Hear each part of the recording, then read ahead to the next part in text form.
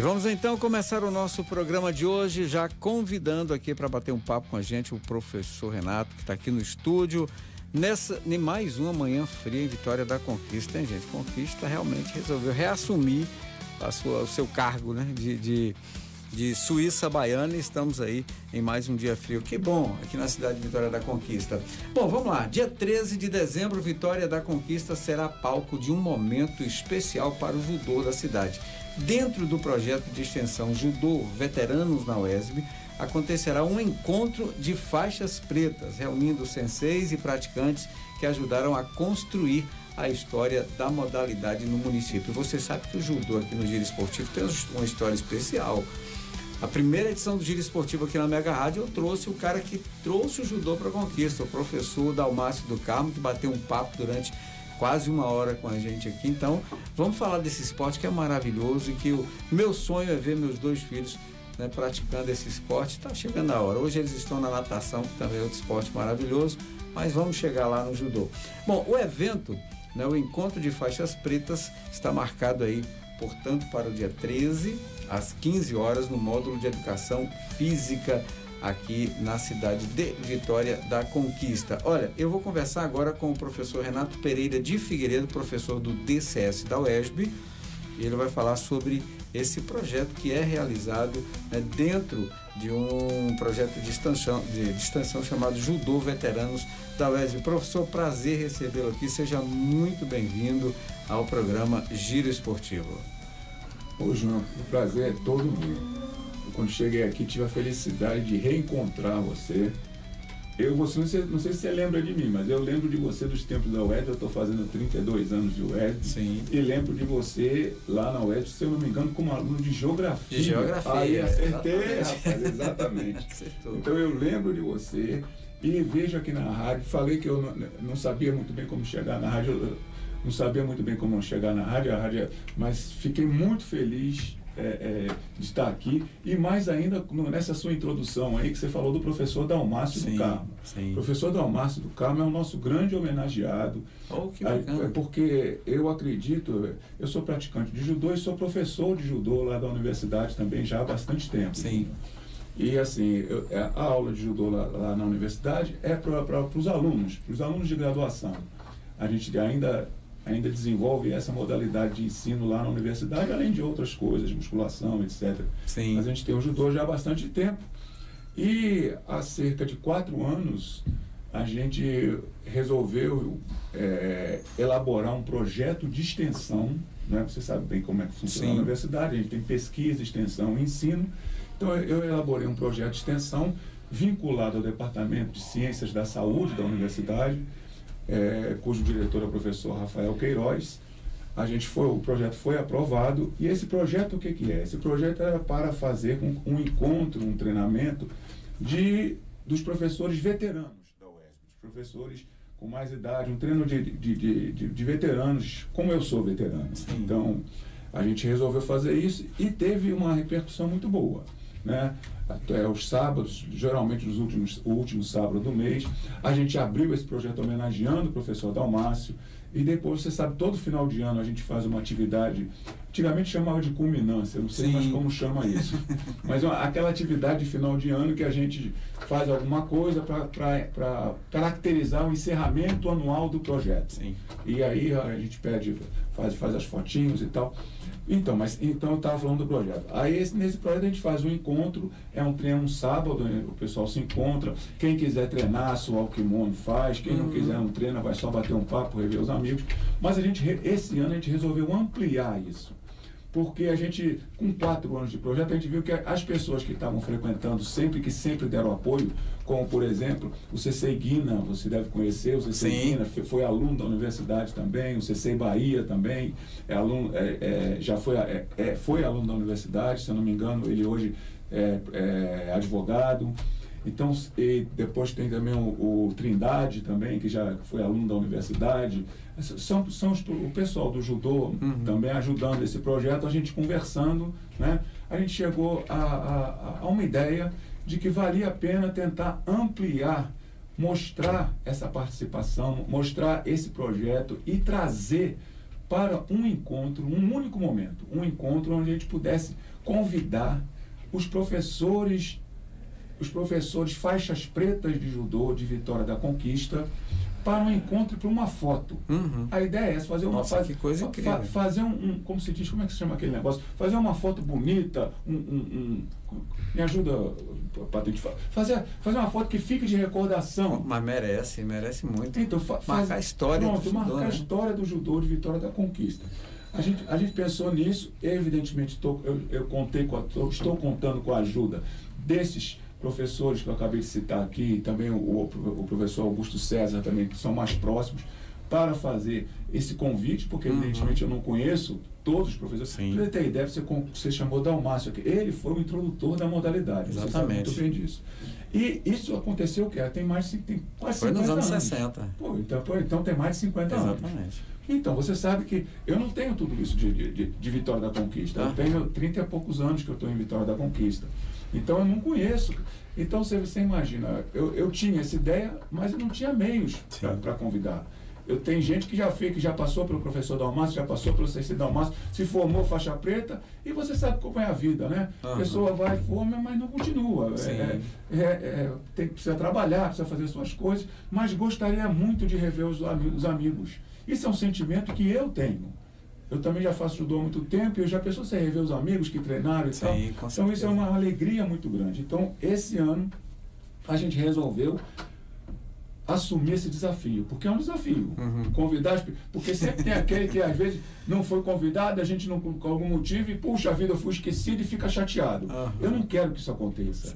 Eu estou vindo aqui justamente com muita alegria e fui também na UERJ fazer essa divulgação, porque eu gostaria que você, Sensei, faixa preta, que treinou judô, que chegou à faixa preta, que conseguiu galgar aí pelo menos 8 anos de treinamento com dificuldade e que está ouvindo a rádio, mas que porventura não me conheça, né? Comum, não me conhece, não sabe que está tendo esse encontro, mas está ouvindo e aí, puxa vida, eu vou lá rever os amigos. É isso essa é a minha intenção. E fazer uma foto, um mural bonito, ter foto dos colegas, é um momento muito singelo, mas eu acho que de muita significância para o nosso projeto de veteranos e também para o judô da cidade de Vitória da Conquista. Com certeza. E para essas novas gerações que estão aí no judô de Vitória da Conquista, até conhecerem as histórias, porque eu imagino que o encontro de senseis, né, de faixas pretas, de professores que fazem a história desse esporte aqui na cidade, tem muita história para ser contada também, eu tenho certeza. Olha, sem brincadeira, eu acho que dá para escrever um livro sobre isso, com esse encontro de professores. Com certeza daria. Pode ficar uma ideia. Uma ideia interessante. Porque aí seria já um projeto de pesquisa. É isso aí. Seria um projeto de pesquisa. Você vê como desdobra. Então, eu acho que sim. A ideia, eu acho que você pegou justamente o espírito do negócio, sabe? Eu acho que o judô de Vitória da Conquista tem tradição, tem gente muito boa. Tem muita gente boa. Tem campeão terceiro colocado no Mundial, tem campeão. A gente tem uma história, tem o Dudu, que é uma pessoa maravilhoso. Então, assim, a gente tem aqui em Vitória da Conquista, você sabe que depois da faixa preta ainda não terminou, não. Sim. Você tem 6 estudantes de faixa preta, depois ainda tem mais, que tem são os codanchas, como a gente chama. São aqueles mais graduados, faixa vermelha e branca. Sim. Então, isso a gente tem aqui em Vitória da Conquista 4 codanchas. Olha. Sendo que um deles é o professor Dalmácio. Sim. Então, assim, isso é um valor muito grande para a cidade. A gente tem o professor Dalmácio, o professor Raul Denis, professor Acácio, e tem o professor, ai meu Deus do céu, é o professor...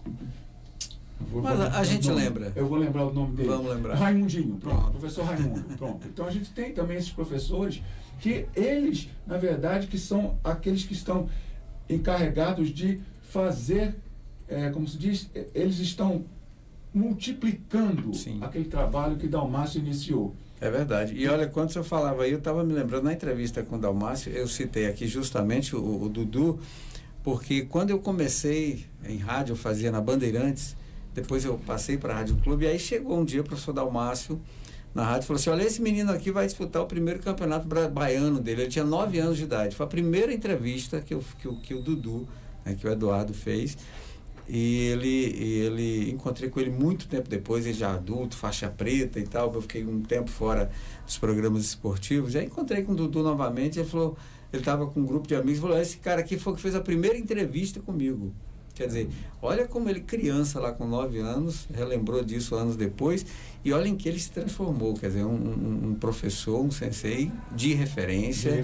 Que é, assim, os alunos são apaixonados pelo menino que ele é, um cara muito, sabe? Um coração gigante. Um coração maravilhoso. E você sabe que ele é seu colega de geografia, né? Pois é. Ele é seu colega de geografia. Eu fui professor dele lá no curso de geografia, ele fazia educação física, ele foi seu colega do curso de geografia. Pois é. É uma felicidade isso, Isso, né? É maravilhoso. E a gente encontrar pessoas, e por isso que eu falei da ideia do livro, porque assim, aqui no Giro Esportivo a gente vai contando histórias, a gente traz pessoas e conta histórias, como eu já fiz aqui com o Dalmácio, fiz recentemente com a Juliane, que é conquistense, que foi 3º lugar no Mundial de Muay Thai recentemente. Já entrevistei tantas pessoas que contaram suas histórias aqui. Sim. E essas histórias a gente precisa perpetuar. Foi meu desafio de geografia, para você que está assistindo a gente e não sabe,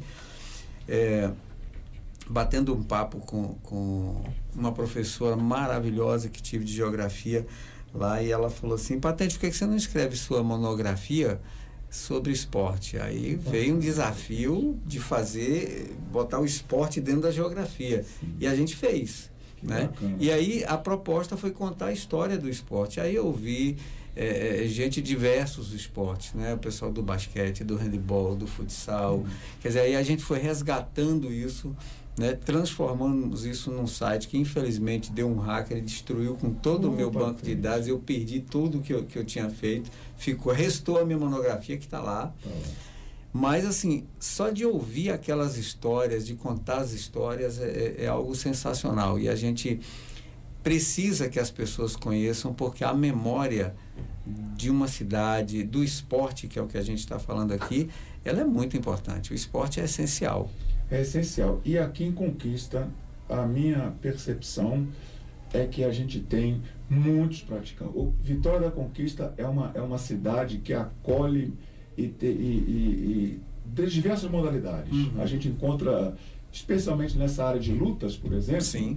Nossa, tem judô, tem jiu-jitsu, tem MMA. Com certeza. É muita coisa. Agora no Muay Thai, quer dizer, uma garota que sai aqui de um projeto social que acontece aqui na cidade, ali no bairro Conveima, e hoje ela é a 3ª melhor do mundo. Imagina uma conquistando essa medalha na terra, no berço do Muay Thai. É como você ser campeão de judô no Japão. No Japão. Imagina uma coisa dessa. Para ela. E ela vai para o Mundial de novo. Então. Quer dizer, foi campeã brasileira, vai para o Mundial de 2026, já está classificada. E isso, apesar de todas as dificuldades que a gente sabe, eu não estou aqui para falar das dificuldades, eu prefiro falar das alegrias, mas a gente sabe que são muitas dificuldades para qualquer um chegar a esse nível, né? Para qualquer atleta chegar a esse nível. Com certeza. E eu tenho um prazer muito grande de receber essas pessoas aqui, de contar essas histórias, porque assim, tem gente que quando assiste na televisão ali, pensa que é um glamour, a vida de um atleta que recebeu a medalha, que está ouvindo o hino, e não sabe como é difícil de chegar até uma competição como essa. Quer dizer. O quanto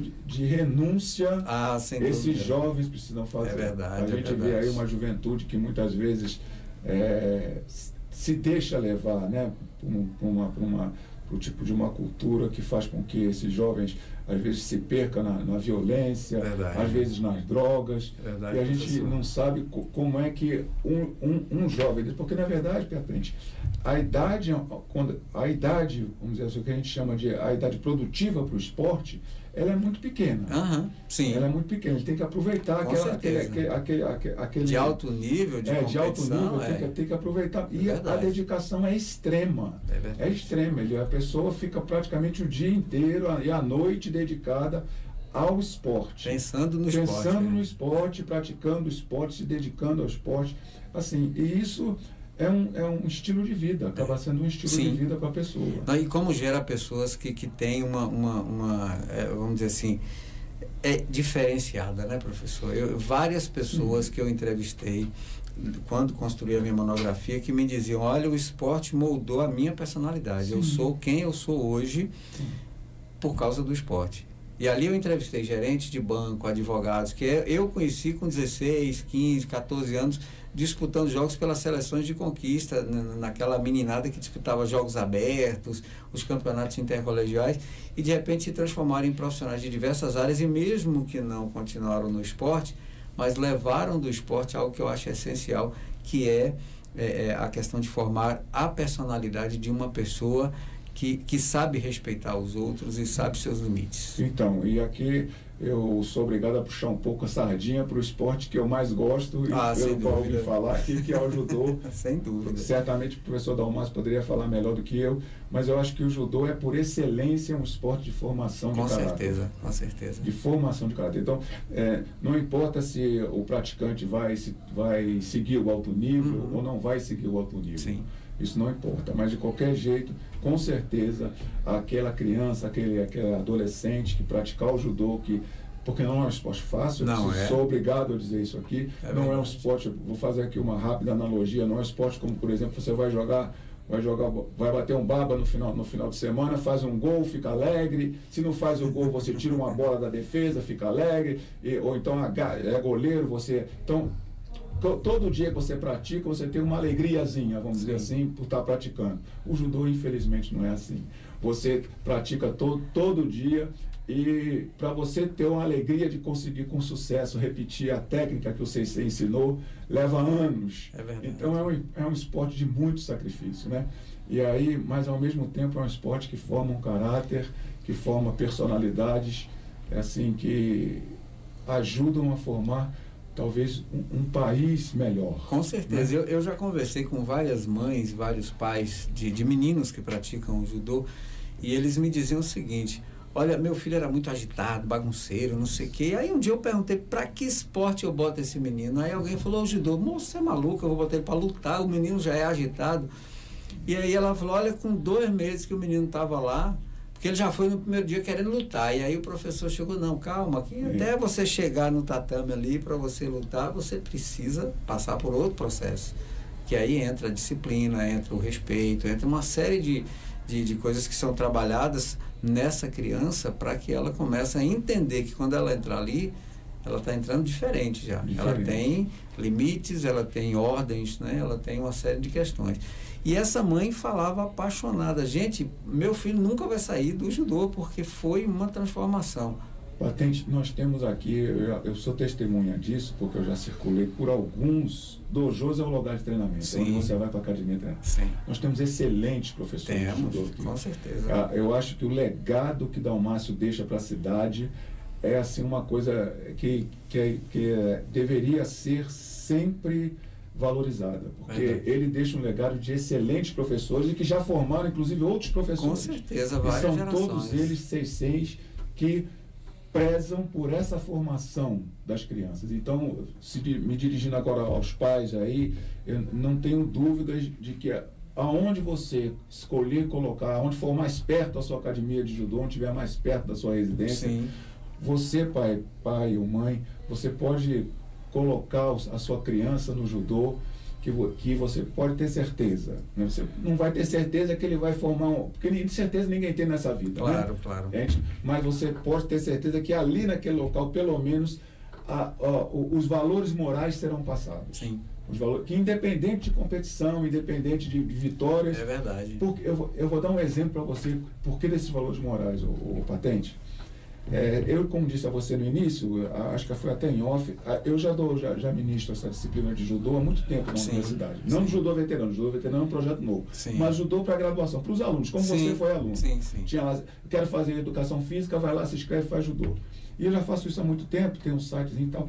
E aí, você sabe que o curso de jornalismo, às vezes, escala os estudantes de jornalismo fazer alguma matéria. É como se fosse o TTC. Sabe? Vai fazer uma matéria, pronto. Então, volta e meia a gente recebe lá alunos de jornalismo para fazer TTC e vão falar sobre o judô e entrevistam os alunos que fazem, os colegas deles que fazem judô. E aí, para minha surpresa, pegou uma menina, uma jovenzinha lá que fazia judô, se eu não me engano, ela era estudante de agronomia, foi entrevistar ela. Eu disse, não me entrevista não, já dei muita entrevista para esse negócio, entrevista os alunos para saber o que eles acham e tal. Ah, tudo bem. Foi entrevistar a menina estava sentada. Falou, aí você gosta do judô e tal? Ela, eu gosto e tal. E o que você acha do judô? Ela falou, olha, ela falou, não fui eu não. O judô é um esporte que melhor ensina para a vida. Sim. Aí a aluna perguntou, por quê? Porque o que a gente mais faz aqui é cair e levantar. É verdade. Ela falou, como assim cair e levantar? Ué, a gente sempre cai e levanta. Então eu fiquei pensando sobre isso, sabe? Ela falou, foi espontâneo dela, está gravado inclusive. Sim. Aí eu falei, olha, esse cair e levantar, o Patente, isso é uma metáfora para a vida. Exatamente, tem muito sentido. É uma metáfora, né? Com certeza. Porque o judô o que a gente mais faz é cair e levantar e continuar. Exatamente. Senão não tem esporte judô. É verdade. E isso é uma metáfora para a sua vida, a força. O que a gente mais faz no judô não é vencer. Claro. Não é vencer. Se você falar, não, você está... Isso é falso. Sim. O que a gente mais faz no judô e que eu acho que ajuda a formar o cidadão é cair e levantar. Verdade. É ter força para cair e levantar. E é tão sério isso no judô, para você que está assistindo a gente, que está vendo essa entrevista aqui no YouTube. Não sei nem que dia é hoje, porque hoje eu sei que a gente está ao vivo, mas essa gravação vai ficar aí para a eternidade. Isso é novo, né? para mim, viu? Pois é, isso vai ficar aí, né, para muito tempo. Então, para você que está assistindo, eu tive acesso a um vídeo outro dia, e aí eu vou trazer a informação justamente para você entender. Eu vou falar olhando no seu olho que está aí me assistindo, vou botar só nessa câmera aqui até. Gente, o atleta que vai para o judô, ele não vai ser formado uma pessoa perfeita, porque não existe uma pessoa perfeita. A gente tem a queda no nosso dia a dia, a gente tropeça, faz besteira, enfim. E esse atleta que eu vou falar, não vou citar o nome dele, ele disputava uma final de um campeonato em que provavelmente o outro concorrente, o outro atleta, o adversário dele, não inimigo, né, o adversário dele, era favorito. E ele entrou com o espírito assim de derrotar aquele cara, mas não era simplesmente uma luta. Ele levou, não sei se era algo pessoal, alguma coisa nesse sentido. E aí, resultado, ele aplicou um golpe que daria a ele a vitória. Mas quando ele terminou ainda em cima do atleta que tinha acabado de aplicar o golpe, ele fez um gesto que desrespeitou o atleta. Como o jogador de futebol faz, que desrespeita o atleta adversário, desrespeita a torcida, desrespeita o juiz. Quando ele fez isso, imediatamente o juiz foi chamado, eles se reuniram ali na beira e tiraram dele a vitória e o título e passou para outro atleta que estava concorrendo. Para vocês terem uma ideia da seriedade como o judô trata essa questão da disciplina.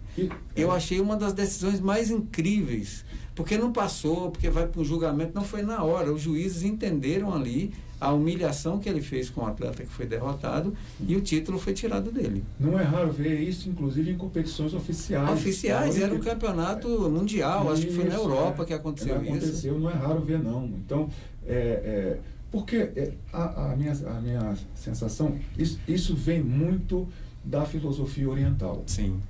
Do Japão oriental, da criação do judô através de Jigoro Kano. Que ele fez questão de não dissociar a prática do judô da prática da moral e da ética do homem. A gente vê essa diferença quando a gente acompanha, por exemplo, informações sobre a cultura do povo japonês, né? Sim. Eu até dou uns exemplos muito práticos, sabe, professor? Teve alguns anos, teve um tsunami e que fez uma destruição e tal, e teve um vazamento nuclear e uma cidade teve que ser evacuada. E foi anunciado que tem que acontecer, que você precisa pegar o seu carro agora, do jeito que você está aí, não dá para você perder tempo. Tá? Deu todas as orientações. E vá para a estrada andando a 40 km por hora. Porque se fosse aqui no Brasil, eu ia sair a 180, outra a 200, eu quero me salvar. Aí ia formar um grande engarrafamento e não saía ninguém. E todo mundo saiu da cidade em tempo suficiente para que todos se salvassem daquela questão do vazamento nuclear, da radiação, né, que seriam expostos. O que é isso, senão a formação dessas pessoas para ter disciplina, né? E o que a gente sente falta muito aqui, né, no nosso país? É isso, né, professor? É disciplina. É fantástico. Para mim, são grandes exemplos que eu levo para a minha vida quando eu leio ou quando eu assisto alguma coisa voltada para o Japão. E eu vejo muito isso no judô. Porque o judô nasce daí E preservou. O judô foi um esporte que preservou, que foi fundamental para os professores. Se você chamar Dalmácio aqui novamente para conversar, eu tenho certeza que ele vai falar isso. Tem novas histórias, inclusive. E ele soube passar isso para todos os seus alunos. É verdade. Isso é uma coisa que a gente não pode deixar de lembrar. E agora, essa questão da cultura, o Patente, quer dizer, a gente precisa ter a humildade de reconhecer, numa outra cultura bem diferente da gente, bem distinta da nossa, que é a cultura oriental, a cultura japonesa, alguma coisa que nós precisamos aprender. Com certeza. Então esse talvez seja, porque eu tenho a impressão que muitas vezes a gente vê assim, não, nós somos do jeito que nós somos, ninguém vai mudar, e a gente tem que ser assim, a gente precisa levar vantagem nas coisas, precisa ser... E aí a gente continua nesse ciclo vicioso, né, que não faz com que a nossa cultura se desenvolva de uma forma melhor. Me perdoem os amantes do futebol, eu gosto do futebol também, mas eu vou dar um exemplo. Para mim, um atleta que manchou muito a imagem dele na época foi o Gerson, um jogador fantástico, maravilhoso, mas ele, por gravar uma propaganda, coitado, ele falou, né, ele queimou a imagem. Primeiro, a propaganda de cigarro, que era um negócio que eu nunca entendi como é que a maioria dos eventos esportivos eram patrocinados por bebida alcoólica e cigarro. Pode olhar. A Fórmula 1, cada carro de Fórmula 1 parecia uma carteira de cigarro correndo. Não vou falar a marca nem para fazer propaganda. A Ayrton Senna foi campeão em cima de uma carteira de cigarro, né, da McLaren, naquela cor e com aquele nome que todo mundo se lembra. Então, assim, ele começou a fazer uma propaganda e o brasileiro gosta de levar vantagem em tudo. Certo, ainda falava certo. Realmente, é uma cultura que se implementou no Brasil e muita gente pegou isso. E aí o que acontece? A gente arrotava a prepotência no futebol, que éramos o melhor do mundo. Não somos. Não somos de jeito nenhum. Não somos, gente. Eu acompanho futebol desde 1975. Eu parei de acompanhar. Quando eu tinha 9 anos. É isso. Eu tinha 9 anos de idade e eu vi essa história. Eu não via o Brasil ganhar nada. Eu parei de acompanhar. O Brasil não ganhava. E aí, você quer ver o dia que me desiludiu? Hoje eu acompanho o futebol profissionalmente, enquanto cronista esportivo. Gosto do meu time pela história dele. Eu sou vascaíno não pelos títulos do Vasco, mas pela história do Vasco contra o racismo, contra uma série de coisas, né? Eu aprendi a história do Vasco e passei a amar o Vasco por conta disso. Esse time de hoje não representa o clube Vasco da Gama. A gente tem que diferenciar isso. Mas aí eu comecei a ver isso no futebol e o Brasil não ganhava nada. Eu falei, gente, como que a gente é o país do futebol se o vôlei ganha mais título que o futebol? Se o judô, Ave Maria, não precisa nem falar. Hoje, as histórias que inspiram, vamos falar da Rafaela Silva. Toda semana a gente fala de um atleta que inspira. Semana passada falamos da maratona, falamos do pessoal da Etiópia, que sai de um país pobre, que muita gente passa fome, e são os melhores do mundo na maratona. Então, hoje vamos falar de judô, de propósito, porque a gente ia falar de judô com o professor Renato, e aí eu vi no esporte isso, muito futebol, nessa história de que é o melhor, e a gente não somos, e aí a gente precisa entender isso, não existe ninguém, nenhum clube, nenhum país que é superior ao outro. O que o governo do Kosovo está fazendo, e a gente vai falar sobre isso daqui a pouco, está dando um prêmio gigantesco, o cara que se classificar vai ficar milionário, não é por causa do futebol, é porque o nome do país vai ser levado tão longe numa participação na Copa que o governo está entendendo isso. E está incentivando, porque é um país recente que se tornou independente em 2016, se não me falha a memória. Não, 2009, uma coisa assim, agora desse século. Então, um país que não tem 20 anos de existência pode chegar a uma Copa do Mundo. Então, não existe essa de que eu sou o melhor e é o melhor para sempre, que não sei o quê. Pelé foi considerado o melhor jogador do mundo e o mundo inteiro até hoje. Já teve outros jogadores igual a Pelé? Eu acho que já teve próximo, igual a Pelé não teve. Mas a gente não tem hoje, por exemplo, nós não temos o melhor do vôlei no mundo, nós não temos a melhor atleta disso, daquilo, mas no conjunto a gente tem vários times que é o melhor do mundo. E já trouxe muito mais título que o futebol. Então, quando a gente fala de um esporte, a gente tem que tomar cuidado com isso. É que muitas vezes a gente acha que o esporte... e o que me fez parar de acompanhar o futebol, que é o que eu ia contar, né? Quando convocou a seleção brasileira para a Copa de 82, melhor treinador que eu vi na seleção, melhor time que eu vi jogar na seleção, não tivemos o título por alguns erros de Tele, na minha opinião. Tipo, Roberto Dinamite comendo a bola, ele botou Serginho Chulapa. Carlos, goleiro da seleção há anos, um grande goleiro da Ponte Preta, que eu tive o prazer de vir jogar aqui enfrentando o Serrano nos anos 80, no Laumatão, nessa época exatamente. Carlos era reserva de Valdir Pérez, um frangueiro do São Paulo, torcedor de São Paulo. Me perdoe, torcedor de São Paulo. Outro dia eu entrevistei um torcedor de São Paulo aqui que concordou comigo, né? Nosso amigo jornalista Ramon Ferraz também, oriundo da UESB, trabalhou comigo na UESB-FM, hoje na TV Bandeirantes. Então, assim, na primeira reunião com o elenco, qual foi a primeira pergunta dos jogadores? Qual será o meu bicho se eu for campeão mundial? Ali, para mim, acabou. Na hora que eu vi a reportagem, eu falei, não vou nem torcer para a seleção, porque me desiludiu tanto que não é o jogar o Brasil, é um bando de gente querendo ganhar dinheiro, e o que a gente vê no futebol hoje é isso. Patente, eu assisti ainda pequena, ainda menina, a seleção de 70 jogar. Sim. Eu tive essa felicidade. Eu vi a partida de 74. Ainda de preto e branco eu assisti, lembro, lá no Rio de Janeiro, na casa do meu pai. E depois assisti essa que você falou, a de 82. Então, assim, depois disso, depois que você vê essa como é que eu posso dizer assim? Não é só esse espírito que a seleção trazia. Sim.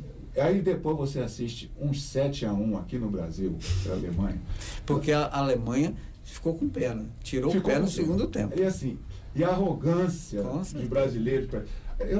Hoje em dia, eu torço pela conquista. Eu vou aqui no Lomantão assistir. O que eu me delicio em sentar naquela arquibancada e assistir o jogo do Conquista. Independente, eu fico torcendo pelo time. Então, assim, para mim, futebol é isso, eu não tenho. Agora, só para não fugir muito do tema aqui do judô, eu queria dizer o seguinte para você, Patente, se você me permitir, alargar um pouco. Eu acho que nós estamos vivendo um tempo, assim, um momento, assim, que o Brasil está vendo. Eu penso principalmente nas minhas filhas, nessa geração mais nova. Eles estão assistindo, eu não assisti isso, você certamente não. Um país onde está ilameado pela corrupção. Com certeza. Eu fico impressionado. Todo dia é uma notícia, independente de ser. Todo dia tem uma notícia de corrupção na televisão. Com certeza. Eu acho que isso não tem como não impactar os jovens. Sem dúvida. Não tem como. Se a gente fica triste, os jovens que estão vendo isso, eu fico tentando pensar em mim. Sim. A gente não assistia a isso, a gente tinha assim, uma motivação para crescer pelo país, para trabalhar pelo país, para sair de casa, fazer as nossas coisas, trabalhar. A gente tinha uma perspectiva de futuro. Encontrei a palavra certa. Sim. A gente tinha uma perspectiva, a gente sabia que se a gente fizesse as coisas certinhas, a gente tinha um emprego bom, ia trabalhar bem, ia formar uma família, enfim, íamos fazer o país crescer. A impressão que eu tenho hoje, Patente, se você me permite, é que os nossos jovens estão vendo essas notícias, acompanhando essas notícias nos últimos 2, sei lá quanto tempo. Isso assim, desmotivou. Eu até diria que isso envenenou essa juventude, porque eu acho que essa palavra é mais forte. É pesada, mas porque enquanto professor de geografia, existe uma área da geografia que a gente discute a questão política, não partidária, a política em si. É bom fazer essa diferença. E toda vez que a gente entrava com um tema que envolvia isso, era um grande debate na sala, porque aqueles jovens vinham de casa com a mentalidade dos seus pais. Sim. Eles não queriam ter a preocupação de ouvir a história, fazer sua análise e tomar sua decisão. Sim. Então, quando você levantava um tema, era uma grande polêmica. Toda vez é isso. Porque a juventude hoje, ela não está tendo. Eu falava com meus alunos, eu fazia algumas perguntas bem capciosas, do tipo assim, olha, vocês viram a notícia ontem de um terremoto em tal lugar? Aí, eu vi, professor. Eu sempre procurava notícias de geografia e perguntava na sala no outro dia. Teve um terremoto, foi de 3,8 na escala Richter. Eu falei, o que significa isso? Aí ele se perdeu. Eu falei, você não leu a matéria, né? Não, você só leu a manchete.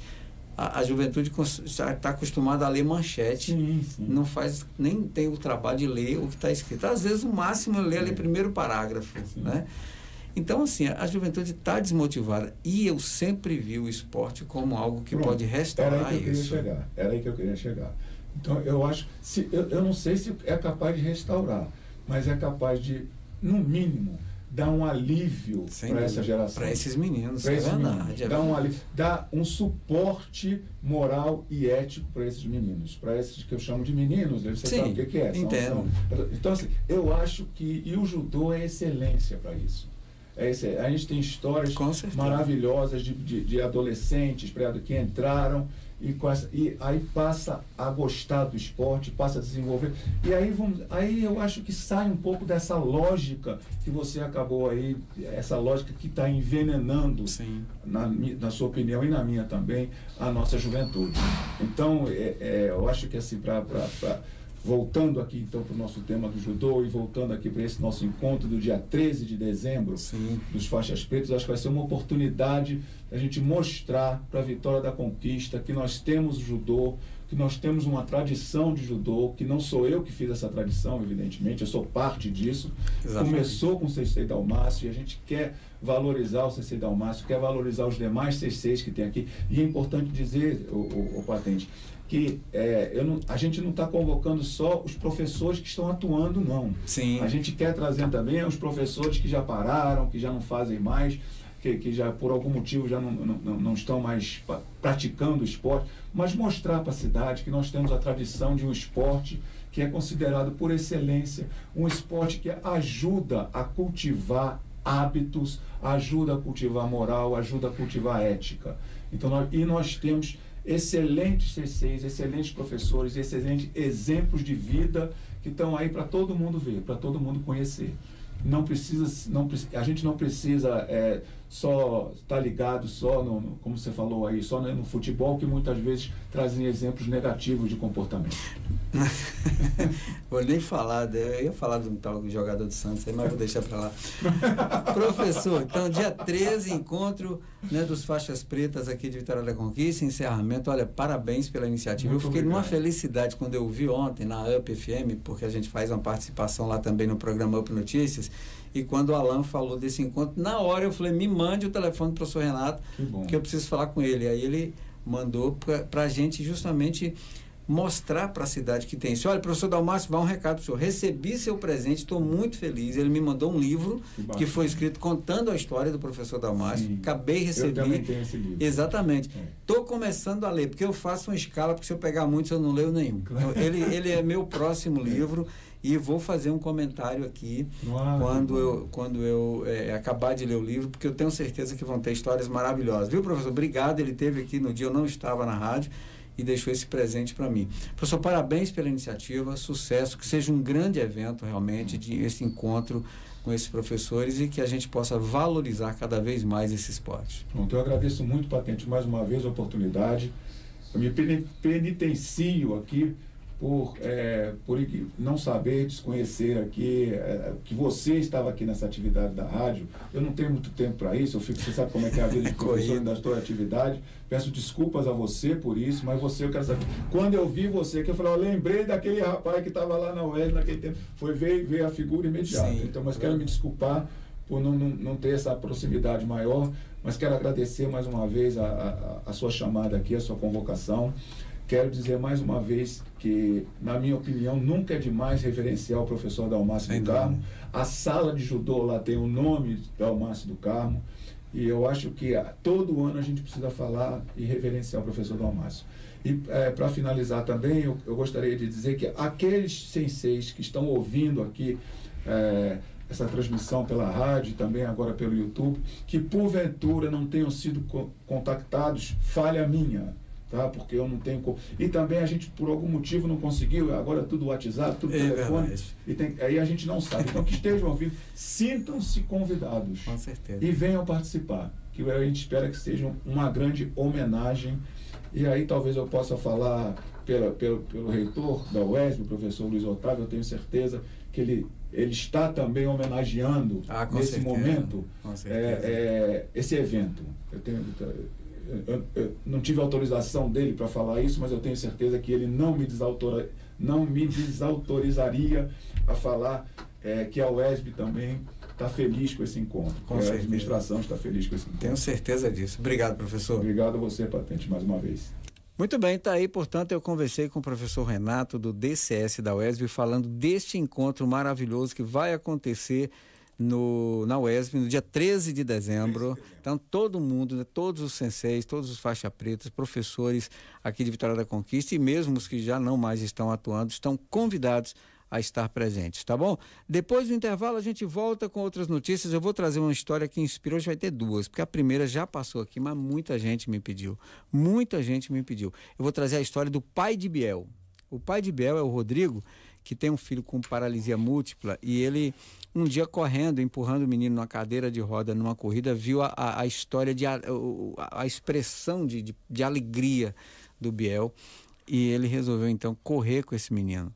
E é uma história linda, ele tem um perfil maravilhoso no Instagram, e a gente vai falar daqui a pouquinho de novo, porque você pediu, e aqui no Giro Esportivo não tem, já passou, não vamos passar de novo. Vamos passar